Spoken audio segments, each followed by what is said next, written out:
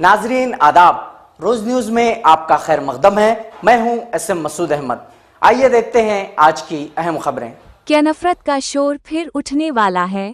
Delhi assembly इंतखाबात को जारहाना रुख पर ले जाने की कोशिश। मुल्क की राजधानी दिल्ली का इंतखाबी बगल बच चुका है, सियासी उखाड़ा तैयार हो रहा है। फिर वही अलज़ामात की बारिश, एक दूसरे पर संगीन बुहतान तराशी और हिंदू मुस्लिम सियासी कार्ड। गर्ज ये कि हर इलेक्शन की तरह इस इलेक्शन में भी ये सब देखने को मिलेगा। बाज़ लोग मज़े लूटेंगे, कुछ लोग इस नकमी सियासत को अपने आसाब पर चढ़ाकर शब व रोज़ की नींदें हराम कर लेंगे। बददीनत नीता तबका यही तो चाहता है कि लोग रोजी रोटी के खोल से बाहर निकलकर मजहब की सियासत में उलझे रहें।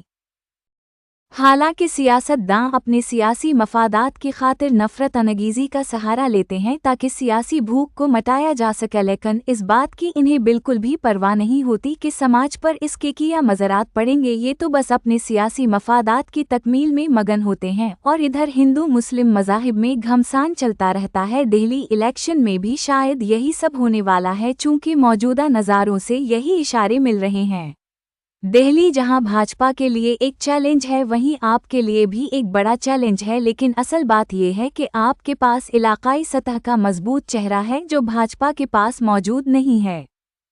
वहीं आपके लिए भी एक बड़ा चैलेंज है, लेकिन असल बात यह है कि आपके पास इलाकाई सतह का मजबूत चेहरा है जो भाजपा के पास मौजूद नहीं है। इलेक्शन कमीशन ऑफ इंडिया ने 70 असेंबली नशिस्तों वाली दिल्ली का 5 फरवरी को इंतखाबात करवाने का ऐलान किया और 8 फरवरी को नताइज का ऐलान कर दिया जाएगा। फिर दिल्ली की अवाम बागडोर जिसके हाथ में थामेगी, वो राजधानी की अवाम के ख्वाबों को संवारेगा या खाक में मलाएगा, ये तो आने वाला वक्त तय करेगा। दिल्ली असेंबली इंतखाबी मुहिम के लिए सियासी पार्टियों के पास अच्छा खासा वक्त पड़ा हुआ है, लेकिन सच कहीं तो उस वक्त में बहुत कुछ किया जा सकता है। मुहज़्ज़ब समाज को गैर मुहज़्ज़ब समाज में बदला जा सकता है, दिलों की मोहब्बत को नफ़रतों में बदला जा सकता है, सेक्युलर और संजीदा अवाम को कट्टर फ़रक़ा परस्त बनाया जा सकता है, एक दूसरे की इबादतगाहों का एहतराम करने वालों को बेहुरमती के शैदाई बनाया जा सकता है। अगर चाह कि सियासत अवाम की तरक्की, रोज़गार, मकान, तालीम व दीगर मसाइल पर होती रहे तो बात ही कुछ और होगी, लेकिन ऐसा नहीं हो सकता। साल 2020 में आम आदमी पार्टी ने 70 नशिस्तों के बमुकाबले 62 नशिस्तों पर जीत दर्ज कर तारीख रकम की थी, वहीं भाजपा को सिर्फ 8 नशिस्तों पर इक्तिफा करना पड़ा। साल 2020 में आम आदमी पार्टी ने 70 नशिस्तों के बमुकाबले 62 नशिस्तों पर जीत दर्ज कर तारीख रकम की थी, वहीं भाजपा को सिर्फ 8 नशिस्तों पर इक्तिफा करना पड़ा। ये कि मलून व गुस्ताखा रसूल सल्लल्लाहु अलैहि वसल्लम नूपुर शर्मा को भी भाजपा दिल्ली के सियासी अखाड़े में उतारने की तैयारी कर रही है। अब हम बखूबी अंदाज़ा लगा सकते हैं कि भाजपा किस कदर जारहाना सियासत करने जा रही है।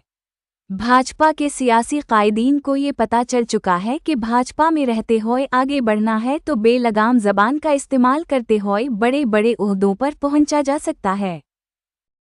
भाजपा के सियासी कायदीन को ये पता चल चुका है कि भाजपा में रहते हुए आगे बढ़ना है तो बेलगाम ज़बान का इस्तेमाल करते हुए बड़े बड़े ओहदों पर पहुंचा जा सकता है, लेकिन वो ऐसा नहीं कर पाए। मैं आपको यकीन दिलाता हूं, जैसे ओखला और संगम वहार की सड़कें बना दी गई हैं, वैसे ही कालकाजी में सारी की सारी सड़कें प्रियंका गांधी के गाल जैसी बना दूंगा।